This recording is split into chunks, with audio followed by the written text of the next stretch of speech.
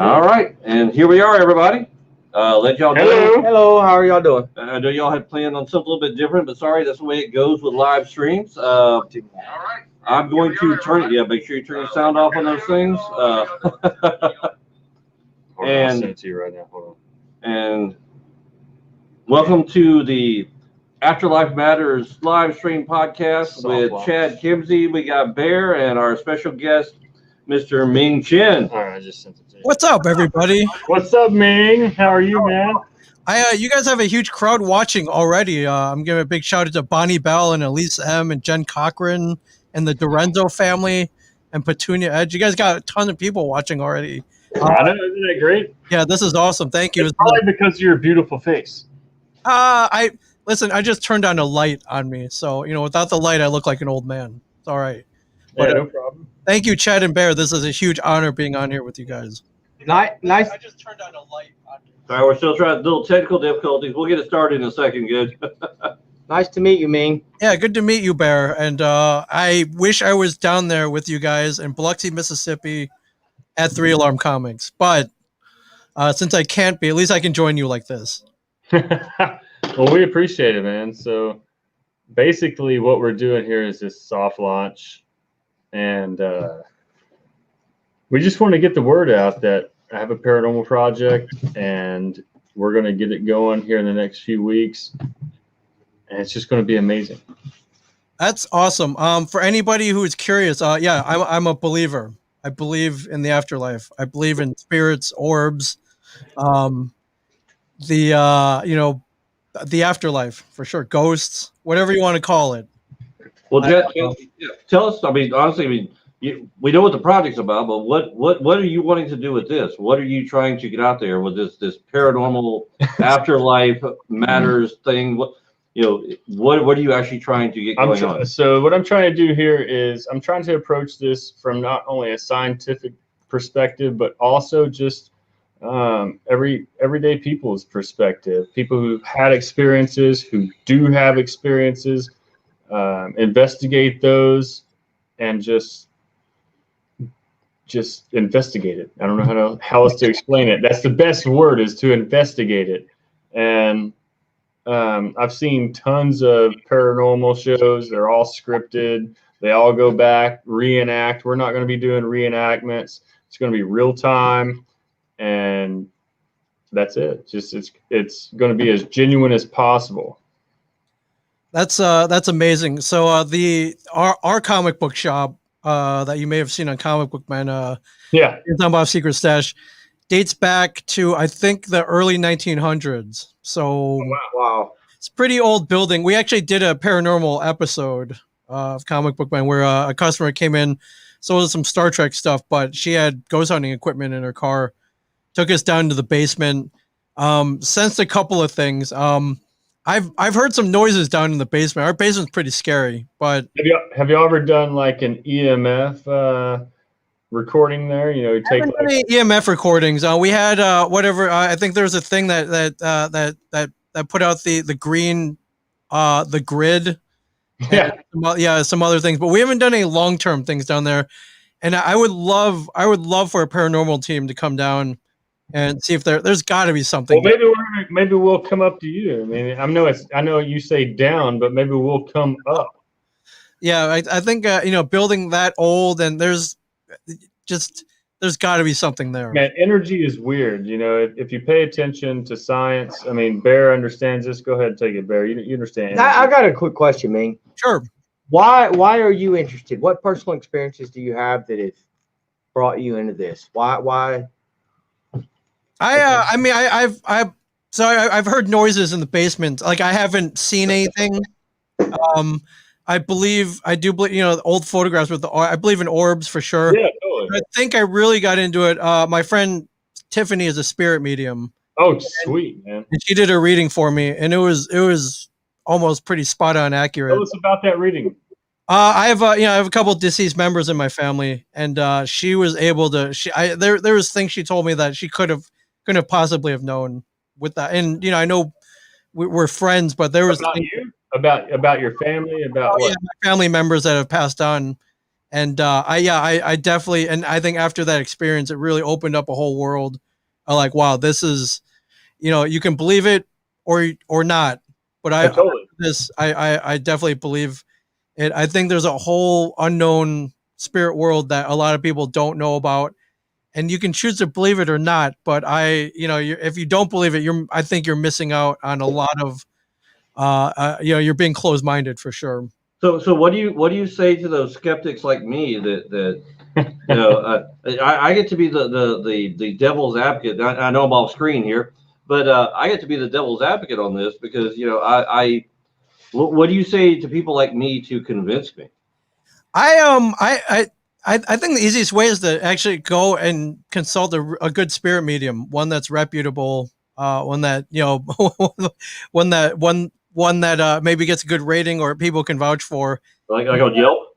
You say? But I think they're probably the best. Yelp, man. That's where you're going to find the best. But where all their friends hit 5 stars. Well, they should know that ahead of time, though. Yeah, no. Yeah, I think the best way is just word of mouth. Find some friends who maybe consult a spirit medium, and just go and see for yourself. Get a reading for 30 minutes or an hour or whatever, and and that's just one very small facet. Yeah. Into this world. Hey, I talked to somebody the other night who her sons built a house, and like they literally kept having these accidents. I'm talking about bad accidents. They never had accidents before, but now they're having accidents. And sarcastically, she was like, "What? Did you build your house on a burial ground?" And she's like, or they were like, "Actually, yes." And so, like, we want to find out the effects of, let's say you built your house on some type of burial ground, whether it be Indian, whether it be Granger settlers, whatever. But it's, the fact is that energy exists, and me being a Christian, and also a double science major, it's just things happen and they can't be explained by normal physics or common sense, and you have to investigate that. And so that's where we're at, is basically just coming in and saying, hey, let's look at this from an outside perspective. Let's find out and, just basically emphasize on what happened, why it happened, and get different perspectives. Well, so Marcy just chimed in. She's saying that 99% of orbs are dust. Data collection activity around orbs could possibly classify them as orbs. Yeah, totally. I agree with that. Light reflecting off dust. And, just like our brand new cell phone cameras collect about, I guess it would be about 85% of light, dust reflects, I think, something around 70 to 89% of light. And when you mix that with some type of digital camera, you will get like an orb, depending on how close it is. But let's say that it's more than, 20 feet away. That's a different story. Dust isn't going to reflect 20 feet away. A particle of dust isn't going to reflect that far away. So what do you have there? Let's find that out. Well, Kat's chimed in. She says Tennessee has a lot of ghosts due to the Civil War battlegrounds. Yeah, that's the whole South. I mean, that's Tennessee. That's anything below the Mason-Dixon line and east of the Red River. And our friend Jen is saying she loves hearing the history of haunted locations too. So, hey, we'll stay the night. We'll do whatever it takes. I want us to find the scariest place that is the most provable, since everything's reenacted. Yeah, exactly. I'd like to see something real. Somebody prove to me and show me something is real, and that's what I want to see. I don't know if it's all about showing. I think it's about people watching your experience, knowing that you are a skeptic and how you react to certain situations and the data. Well, just tell me the scariest place on earth and let's go there and find out. That's easy to do. All I know is somebody tells me it's the scariest place on earth. I'm going the opposite way very, very fast. I'm there. I'm going. Yeah, no, me too. I take it from a scientific perspective, and I'll have people with me that take it from, different cultural perspectives. And that's important because each culture has a different perspective. Like in the Haitian culture, they believe in that their ancestors may pass on, but they'll see them in certain situations as well as certain people. And, the Western culture doesn't understand that. So these are things that I want to explore, or that we want to explore, and that's what we're going to do. Well, with us being close to Louisiana, actually, Marcy brings up a good point. Many parishes in the state of Louisiana, they do have evidence. There's all kinds of stuff. And with us being so close, going to Louisiana is probably going to be one of your best places to go to. I think we're like, an hour and a half away? Yeah, we're about an hour from New Orleans, which it's really rich because of the age of the city, the stories of the city, The culture. the culture, and the people who've been there. Right. So what do you have, place. like 10 to 15 different cultures right off the bat? Well, I'm not going to lie. I've seen a lot of things in New Orleans, but that was usually after a night of hard drinking. Well, I want to smell too. Yeah, well, hard drinking is not what I'm after. I'm after investigating these locations and just. Yeah, but I've seen orbs when I did it. I don't know. That's like seeing haze around lights after a night of just staying up, like And those alien probes gave me a headache this morning.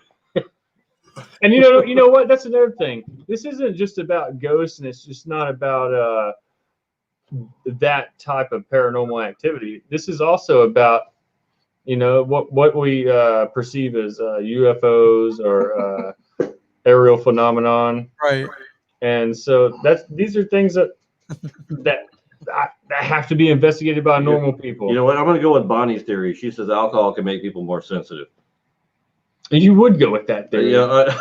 She likes everybody gets a trophy too.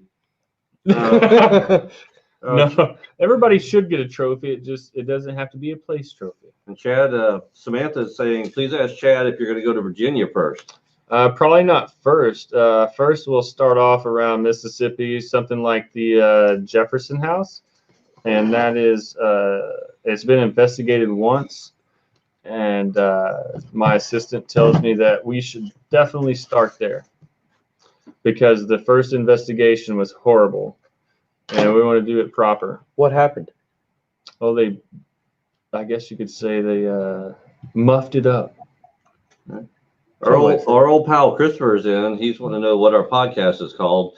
Actually, this one in particular is going to be called Afterlife Matters. So Afterlife Matters. Look forward to seeing more. We'll be more than happy to have Ming in as many times as he wants to. Oh, yeah. Other guests come in. Ming, what can you tell us about? You're in New York, right? New Jersey. New Jersey. Oh, New Jersey. What can you tell us about the building that you're in that you hear sounds in?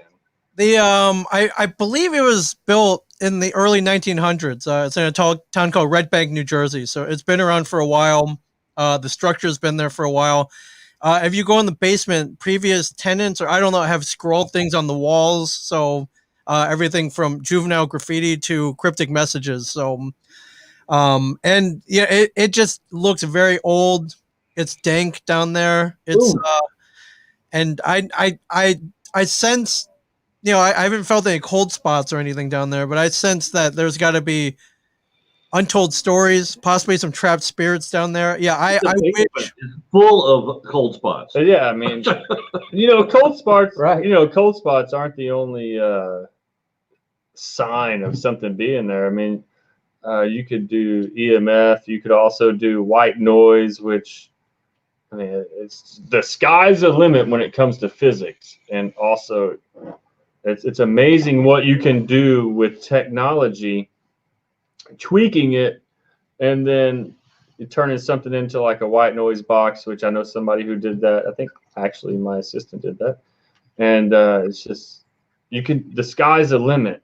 You could take, there's echo sensors, which gauge distance and size, and you can meter them to how far they see out, and what they register. Let's say you have a dog that's like, what's that, an average of 3 foot by like 2 foot, whatever.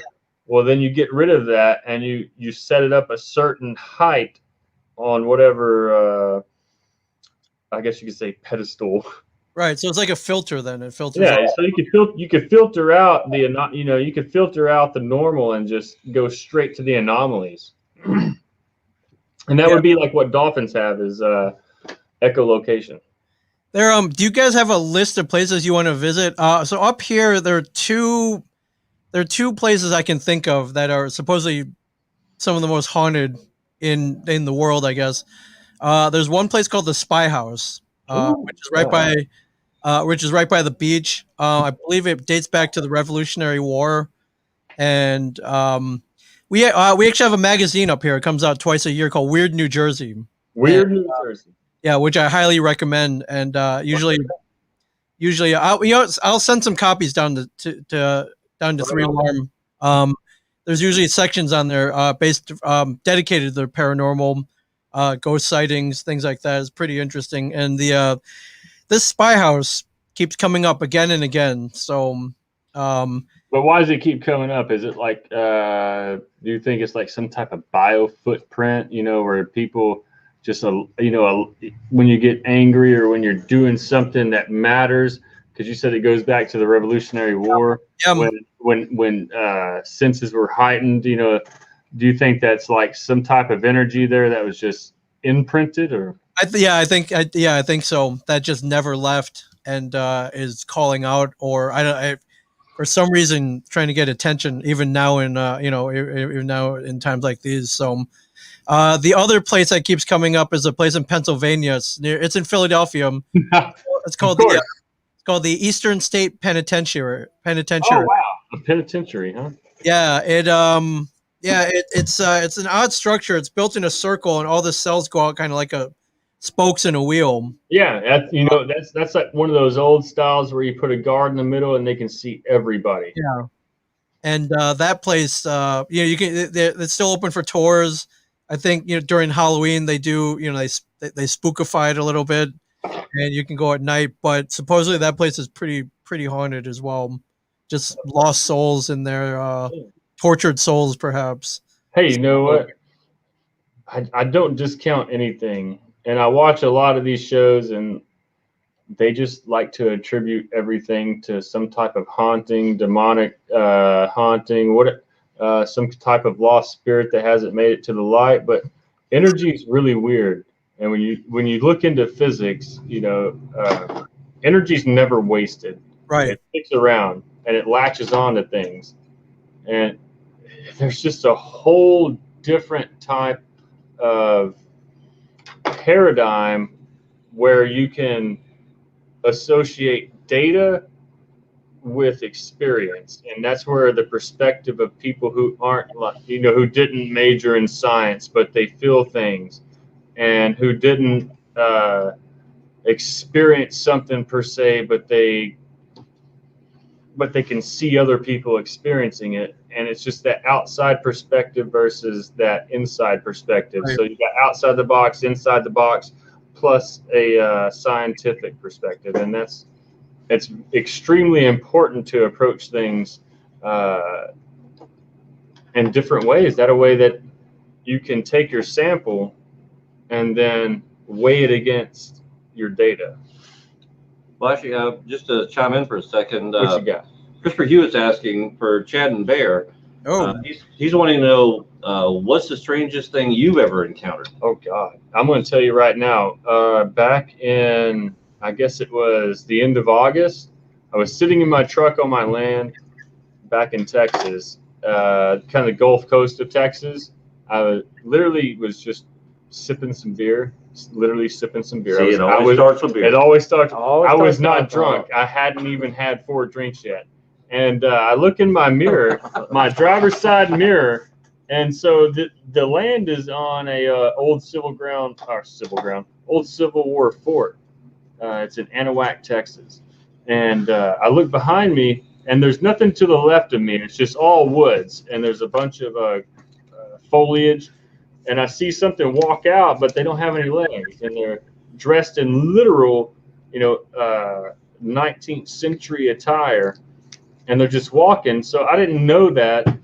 But when I looked in my driver's side mirror, and when you look in your driver's side mirror and somebody's passing to behind you, you would normally look in your rearview mirror and be like, okay, there's somebody just walking.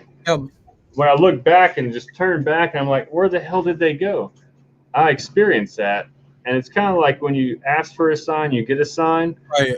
Yeah, I was just a total skeptic up until that point, and I was like, holy shit. You know, my thing is, I think just about everybody in this world has had some kind of experience that makes them question what they just saw.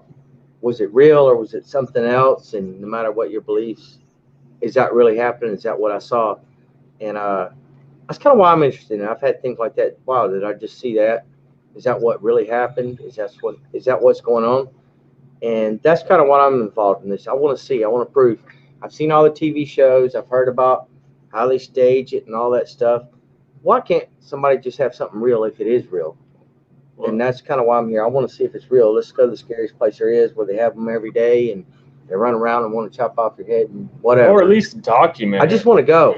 Well, I want to see it. I can wanna tell you for a witness it. fact for me, and I know I'm off screen, so forgive me if it's boring for a second. And I am probably the worst skeptic on this subject. But I remember years ago, I used to work the night shift, and we got up early and had to take a friend of ours home that was working with us. He lived way in the middle of nowhere. Actually, when you got to BFE, you took a left. Oh, wow. But when we get out there, we're driving. We are driving back, and we see this bloody pig in the road. I mean, this big bloody pig, and we end up we pull over. We pass it up, and we pull over. We go back trying to find out. There was a house down the road with the lights on, and here it is. Like, it's probably about 5, 6 o'clock in the morning, but they had their lights on. So we drove down there. It was a farm. We were thinking that maybe one of their farm animals had gotten out and got hit by a car or whatever. So we go down the road, and the people come outside. They said it's an old country road.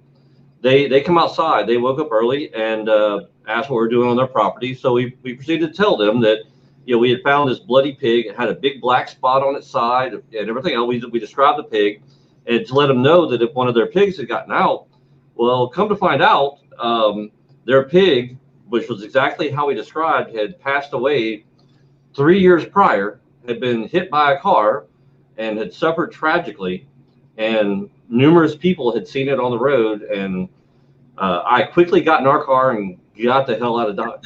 I'm telling you, these experiences happen to everybody. There's a place in Wisconsin, I can't remember the name of the road, but there is a haunted road in Wisconsin that has to do with like a werewolf figure.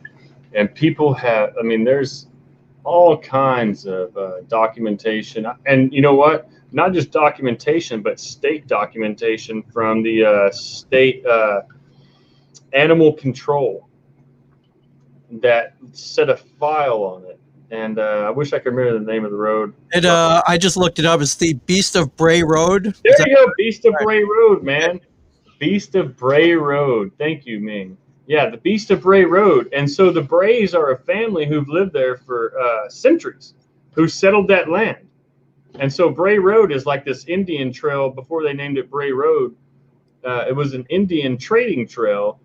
And so it's if you correlate that with something like what the Navajo have and the Ute, which is what Utah is named after, the Utah.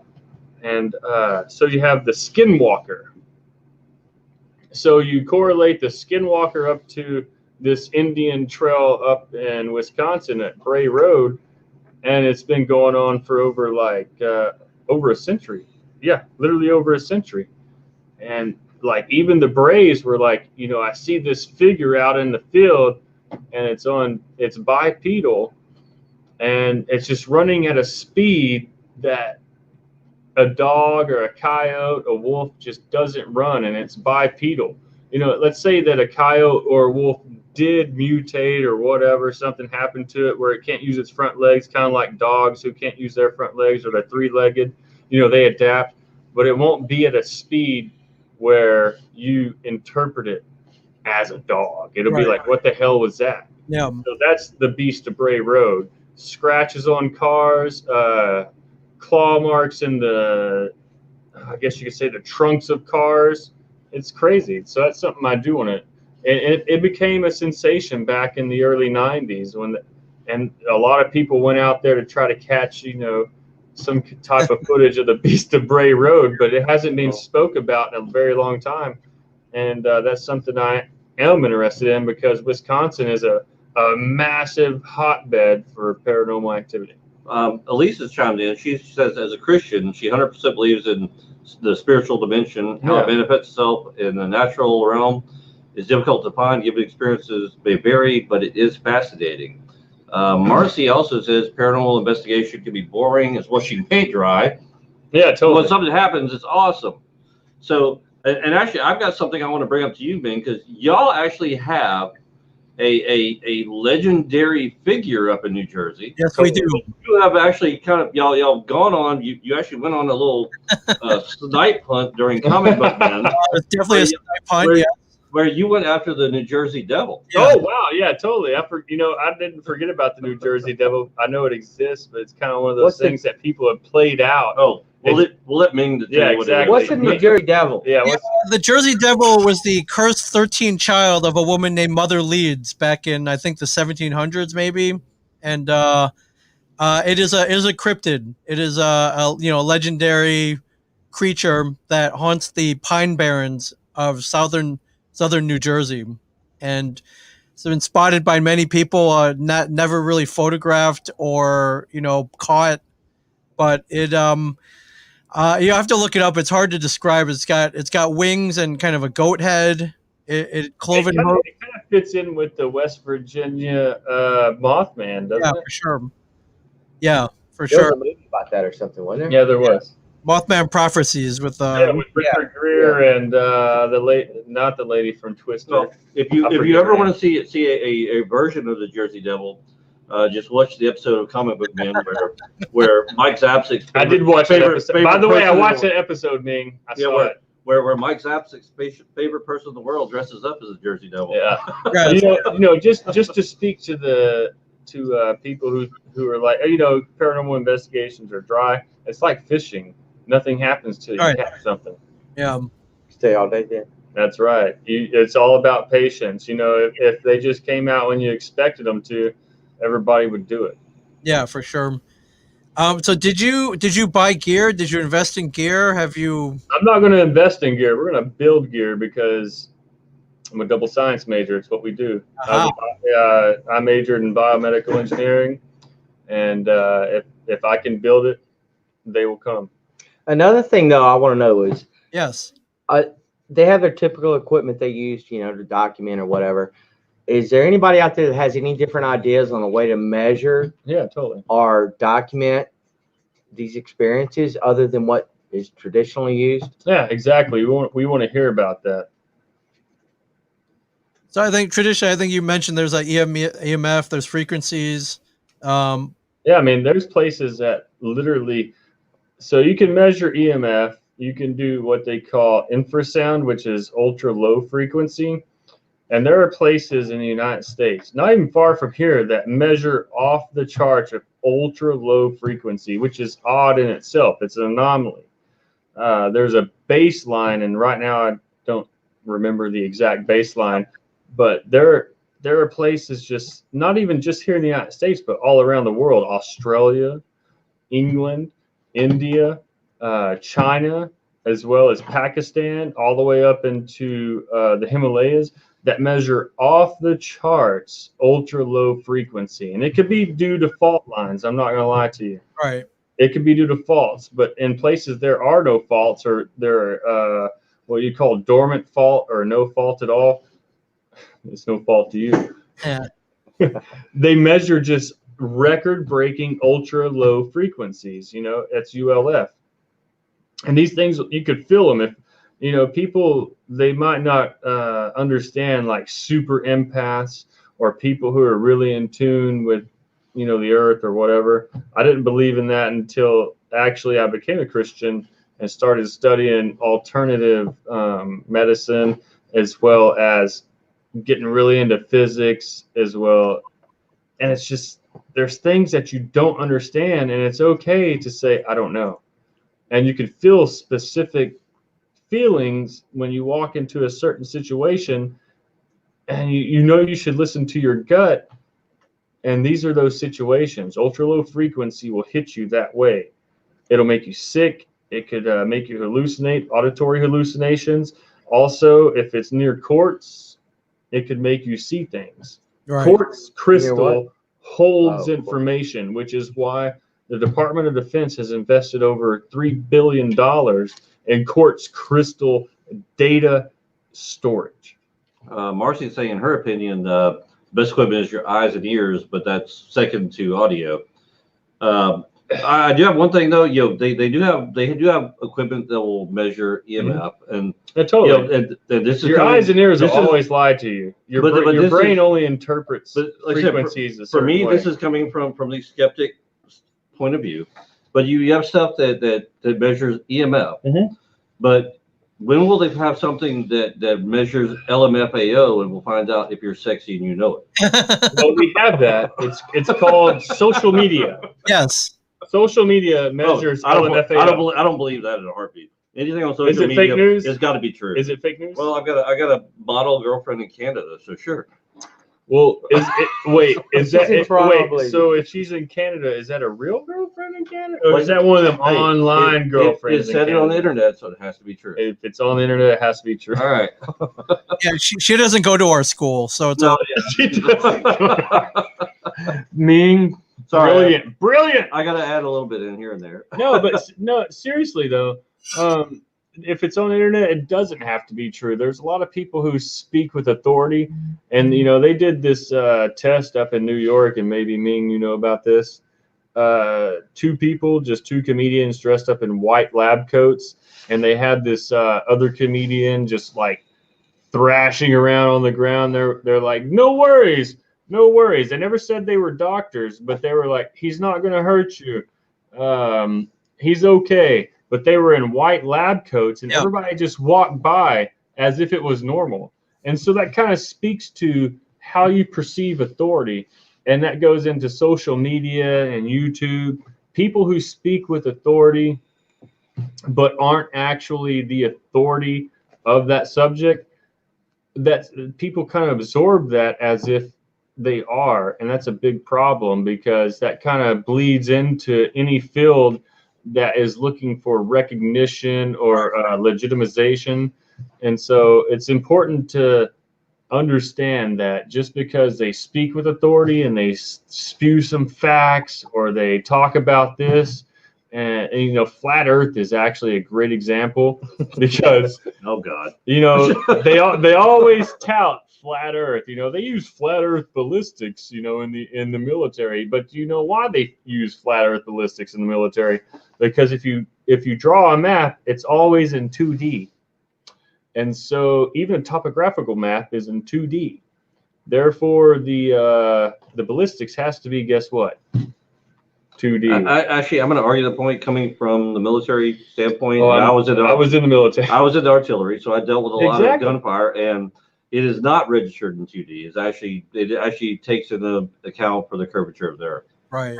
And that's at a certain distance. But if you're shooting artillery, it's literally, they use flat earth math, because they don't have to take into the account of a flat earth. Right. Because even if you go over the curvature of the earth, it's still considered, I guess you could say, analytically flat. We use the rotation too. Well, we use grid coordinates. We don't. Yeah. Use So details, So grid coordinates is why you can use flat earth. But anyways. All right. So Samantha's asking. She said, "Well, she's telling you, Chad, that info you gave was epic." She has quartz and rose crystals. She thinks all crystals hold some type of power. No, seriously, they do. Crystals are water, so it's silicon, and when you get down below, I guess it's the mantle of the earth, it starts really compressing that water, and therefore these massive crystals expand, and they're built whatever. I'm not a geologist. I'm sure someone could speak to how crystals are formed, but it is water. I ain't no geologist, but I could geologize. I could geologize. No, but seriously, like, if you understand basic science, you understand that crystals are water, they're silicon based, and which is why I said, Department of Defense, Pentagon, they're spending billions of dollars into quartz crystal data storage. What's that say? Says Tesla believed that the crystals were alive as well. Well, silicon is a molecule. Water is H2O. My question would be this: at what point does the crystal decide to record and store information, and what point does it decide you know not what? to? Oh, Is it- wow. We're getting So fancy look, here. Zach, so look at it this way: what point does film decide to record, and what point does When you hit audio? Actually, film doesn't No, decide to record. The people behind exactly. the film does. No, it's an imprint of. So it goes back to physics. It's an imprint. So it's an opposite, not an opposite force. That'd be Murphy's law. Oh, But it's you would think about an outside force acting upon something that is stationary, which would be the film. Therefore, you're imprinting what an outside force is onto something using light, and then you end up with film. Well, Bear, actually, the Lorenzo family, they chimed in. They said actually water has memory, so it does record. Yeah, but is it a continuous loop recording where Well, you capture a moment in time? well, Hey, you could, man. Do you capture a moment in time? They're saying What I'm Everything saying is energy. well, Let's start they're and saying stop. but they're saying that crystals have synapses. Oh yeah, so like a nerve synapse. Yeah, but at what point does it decide? It doesn't have to decide. It's an outside force stronger than that force pushing upon it something that it wants to happen. That's energy. That's lightning. Well, see, that's my biggest things I want to prove. I would like to know that I have a thought on is that There's no do control. specific types of energy actually carry a state of conscious versus normal energy if you apply physics to the soul and people as well? Damn, you got that's deep. above my pay grade, bro. You got fucking deep. Yeah, that's Ming, what do you think about that? wow, Bear. I'm gonna have to go get a PhD to answer that question. So Thank you. I'm Yeah. sorry, I won't say that. No, then these are the questions that we have to ask, and this is why we have to investigate things. Because you know what? Let's say that energy does have its own. Some forms of energy. Yeah, I say. some forms of energy have its own ways of doing things. These are things I have to explore. I'm not an expert. I'm not pretending to be an expert. I just know that I want to do this. These are the ways that you can do it. These are the tools I have. You're wanting to find answers. I want to find answers, just like this guy, just like you, and just like everybody out there. I want to find, it's not answers that suit me. It's if they go counter to what I think, I'm willing to accept them, what the data says. And these tools that are available, they inhibit me to do that. Well, just be careful because when you ask the right questions, you end up with more questions rather than answers. Well, that's what I like to do is find totally. out a spot, personally witness whatever's going on is going on. And then once you find the spot and you personally witness it, investigate the time and the material and the finances. Or the data. And the data to see what it involves to study this particular situation since I personally experienced. I'll refer to Skinwalker Ranch. Who's heard of Skinwalker Ranch? Ming, have you heard of that? no, I haven't. Skinwalker Ranch is in the Ute Basin of Utah. And so the legend goes that the Utes used to keep Navajos as slaves. And so the Navajo cursed the Utes with their medicine men who turned into skinwalkers or shapeshifters. And so this whole basin is cursed. Now, you can break that down into, fable or mythology, or you can look at it as the United States military tested nuclear weapons, which released radiation in a massive area. And only after a certain period of time did these weird things start happening in the Ute Basin, which is not far from Broom Lake, or whatever it's called, Area 51, which just would kind of qualify as, it would kind of bleed into Area 52, which people don't really understand. That's kind of like a county, but when you look at a military map, they have these areas.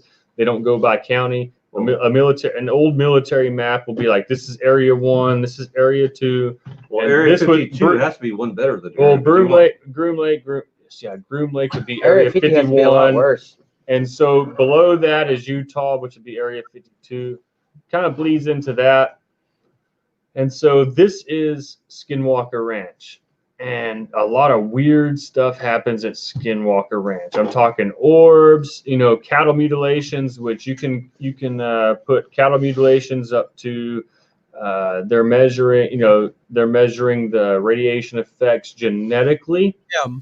And so they're cutting out specific parts of the cattle, which is why they're surgically cut, and they're taken somewhere else to have that done, which is why there's no blood present, and then drop back off because it's not their property. And if the government stole property, then they would have a case. But guess what? The property is returned.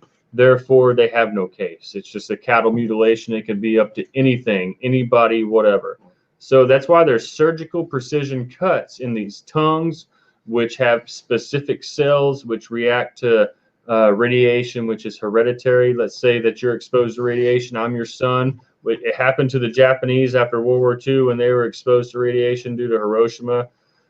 And so you can pass along these defects to hereditarily to your offspring, their offspring, and which is why the cattle mutilations continue to happen.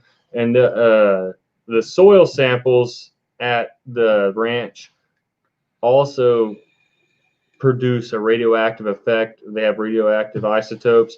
And so the owner who raised cattle out there, I'm talking expensive cattle, not just Angus beef. And these are $40,000 cows who produce, Wagyu. Yeah, they produce, it's better than Kobe beef. I mean, these are prize-winning cattle. He goes out there, starts raising his cattle, and he notices that different parts of the ranch, like earth is moved, and it's nowhere to be found. If you dig a hole, you're going to have a pile of dirt next to you. Well, there's no pile of dirt. It's just removed. And so this could all be attributed to some type of organization just measuring radiation on that property because it was exposed to fallout. Now, the other side of that is that there's something weird going on there, and it could be outside of normal, outside of some type of black ops, and it could be aliens, it could be ghosts, whatever. These are things that we have to find out based on data, not emotions, not myth, and not legends. All right. So Petunia is saying she had her name called down an empty hallway at the cancer clinic she works for. I have one piece of advice for you, Petunia. Find a new different place to work. Yeah, and that's a pretty unique name. So it's not. Find a different job. It's a very unique name. It's not like you can mistake that for anything. Yeah, I mean, Petunia. I mean, if it echoes, you're screwed.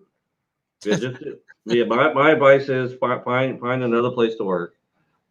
Yeah, man, that's pretty scary. I hear my name all the time, but I'm a DJ, so I wear earphones a lot. So it's like if you say Had, Chad, if you say anything that ends with it sounds like my name. So Petunia's a very specific name. Name. You can't really think that some type of auditory pollution. Have you spent the night in any place or any places that might be haunted? Yeah, man. My dad died in 1995 at my uncle's house. I spent many nights at my uncle's house. It was really weird, and I could attribute some things to mourning and DMT, which is released when you're mourning, but other things you can't attribute to something like that. I've seen some stuff. You want to forget it. You don't ever want to talk about it, but at some point you have to. Right. And so those are the people that we're looking for, not people who it's kind of like when mistakes always go your way. There's something to be said about that. But when anomalies happen in those mistakes, and it's just, you can set those apart in grids or nodes. Let's say you're a parent node and everything's happening in that parent node, but then you have an anomaly outside that parent node, which would be a sibling node. Right. I'm speaking analytics here, so Sure. Some people will follow me. Speak English, damn it. That's the ones you want to investigate, is those anomalies. So you want to investigate a pattern of anomalies. You want to investigate your siblings. Yes. Okay, let's make sure. All right. You want to investigate a pattern of anomalies, and that's how analytics works. If you just stay on the line of normal, that's not interesting to any type of analysis. You want to investigate a pattern of anomalies, Right. And when those anomalies start building up, you investigate them, and then you have a pattern, and then you can start laying out diagnostics. Well, does anybody out there, I mean, we're going to continue to talk for a little bit, but if you have any questions you'd like to ask Chad or Bear or me, or you want to share a story of your own, if there is a story you would like to share, Totally. I could actually, what we're doing right now, the last few minutes what we have left, if you really have an actual story you want to share, I will send you a link to get on the podcast here with a live stream with us. Hell yeah. And you could actually share your story. But let's make sure, don't just get on here so you can talk crazy. Just well, I mean, it's not like they're already talking crazy. But yeah, we're talking. But it's a lot of this is a little crazy. Yeah. Anyway, if you really and truly have a story you want to share and input into here, please say so in the chat, and I will send you a link. You can join in, and if you want to give your stories of some of the things you've experienced or some of the things that have happened to you, please do so. Yeah. And if you have any questions, if you don't want to get on the chat, or if you don't want to get on the stream, just go ahead and post a question in our chat. Just post it. Ming, do you have any friends that have experienced anything? Nothing that I can think of offhand, but I mean, I'm sure they're out there. Sure. Well, apparently the shop here is actually haunted, because we had somebody who was actually a fairly well-known comic book artist named Mark Texera. Mark would come down here for a visit. Mark would come down to visit for 2 days and stay for 2 months. But Mark was like, "There's a haunting here. I gotta stay." Mark, I think it was a beer, maybe. We have Mark. So, but he would actually end up staying nights here at the shop, just staying up here drawing. Well, Mark swears we had a exotic pet shop next door to us at one time. Yeah, that shut down, and apparently some of their stuff they just let go afterwards. Mark swears to this day, actually I have a drawing of it somewhere around here, but Mark swears there's a 12-foot rat with glowing red eyes and horns that haunts this area that only shows up when he's here. Now, I'm saying that. So is he on LSD? Now, hold on. I'm saying that Mark likes his what, recreational activities, and he likes his chicken wings and alcohol. So he has a cap. He has a cap. It sounds like he has a capsaicin allergy. No, capsaicin will make you hallucinate like nobody's business. Mark's just a big freaking Cuban lunatic. But Cuban. That explains it. A Cuban, not the lunatic part, but the Cuban part. That describes him pretty perfectly. Yes. I'm only playing. Actually, Bing knows him pretty well. Actually, Mark's probably one of the most talented artists I've ever met in my life. The guy is freaking phenomenal. Hey, artists are always tapped into something that we're not. Well, all I want to know is I just want to make sure that freaking big 12-foot glowing-eyed, red-eyed rat is not around here anymore. I don't see it. All right, we're good then. That's very specific. We'll run some tests, but I think we're okay. 12 feet, not 10 feet, not 14 feet, 12 feet. But 12 feet, no, man. 12 feet. 12 feet, and that's double me. Yeah, I'm super tall. That's double me, man. Glowing red eyes. Yep. Glowing red eyes. I think that would set it off. Well, guys, do y'all have anything else y'all want to impart before we get done with the stream? I said same thing, guys. Yeah, totally. Last minute chance. If y'all want to come in and be a part of it, you have a story to tell, please let us know. Whether it be on this stream or the next one, this will not be the first. This is the first of many. Hey, listen, if you have a computer, a laptop, if you have any type of sound recording equipment, you can do this. You go to the spot you want to go to, set it up, be quiet, record it for about 30 minutes to an hour, take it back home, run it through an infrasound system, Audacity or Adobe has Audacity or big shout out to Audacity. Yeah, what is it? Audition. Whatever. Audition. There we go. Audition, because I use PreSonus for everything, but it doesn't have infrasound. And so you run that through infrasound, you'll be able to just you'll tell when it's something that isn't normal. So you go out there, that's just really low level stuff, and you can do that yourself, and you can correlate that with some, like a video camera. I prefer film over digital. So if you have some type of 8mm old Sony camera that has those little videotapes, I would suggest that. Digital has artifacts, and that's a problem. So any type of film that you can run, red cameras are really good when it comes to digital. If you can afford a red camera, that would be great. Now let's get to the next level, FLIR, which is where you can see body heat from a distance, further than something infrared. You can also make an infrared camera out of a digital camera by removing the infrared filter. If you remove that infrared filter off the lens of your digital camera and just shine a flashlight, you can see infrared up to where the digital camera can see. Whatever megapixel it is, it doesn't matter. You'll be able to see infrared. So if you want to do this yourself, go out there, have at it. These FLIR attachments to your cell phone run about $89. You can look them up. FLIR cell phone or smartphone attachment. What do you got? I just want to know if anybody out there has had experiences that can be duplicated or they happen, and if there's any other ideas on any way to measure or document and collect data that might not be currently used. And I want to know the scariest place, and let's go there and see what happens. Trail cams. What do you think about trail cams? I'm pretty good at finding deer. I know that. They're all infrared, aren't they?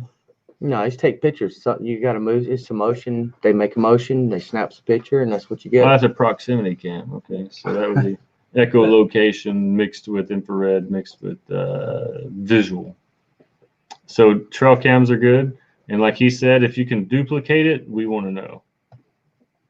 We definitely want to know if it's if it's duplicated, you definitely want to go there. And I guess it's like looking for. Hey, listen, I'm not talking about calling out spirits. I'm not talking about rituals. I'm not talking about any of that. But there are some places on Earth, no matter where you are, shit happens, and it duplicates itself. Anything outside the norm. And energy reacts upon energy. That's an exchange of electrons. It just happens. Like gravity, it happens. For sure, well, everybody. It's out there. I want to finish it up, guys. We're about ready to be done here for tonight. Please stay tuned. The next time we do this, we may have Ming back. Ming, you're always welcome. Nice meeting you, Ming. We're gonna have other guests on here as well. Chad has some other people he wants to bring on, and anybody, like I said, if you want to join in, if you actually have a good story you want to tell, we will send you the link to be able to be part of the stream with us. Yeah, and then we want it to be interactive. Contact us via our Facebook page, Afterlife Matters. Yes, if you want to go on the Afterlife Matters Facebook page, which we actually created tonight just for this thing. So go on the Afterlife Matters Facebook page, like it, follow it. Anytime we do a stream, it will be on there, as well as on the 3 Alarm Comics page and the YouTube page. And obviously we'll be part of the shared universe area, and that's another thing. I want to parallel this with the comic books. We talked about this. I'll see. Well, hold on, just save that for next time. Okay. Because it'll give us some stuff to talk about next time. So everybody, thank y'all for tuning in. Thank y'all for being a part of this. Ming, thank you very much for being a part of this and sharing your stories. Nice meeting you. Bear, thanks for coming on in and being a part of this as well. Everybody that tuned in, guys. Thank y'all for being here, and we will see you next time. Later.